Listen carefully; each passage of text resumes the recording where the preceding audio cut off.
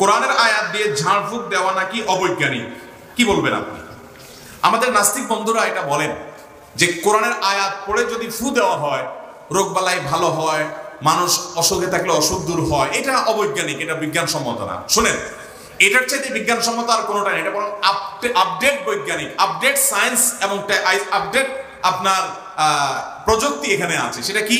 সেটা হলো আজকাল দেখবেন যে সুইচ এক জায়গায়, লাইট আরেক জায়গায়, ফ্যান আরেক জায়গায়, সুইচ টিপ দেন, ফ্যান চলে, লাইট জ্বলে, আছে না নাই? আজ থেকে 500 বছর আগে যখন এটা আবিষ্কার হয় না তখন মানুষ এগুলো কল্পনা করছে?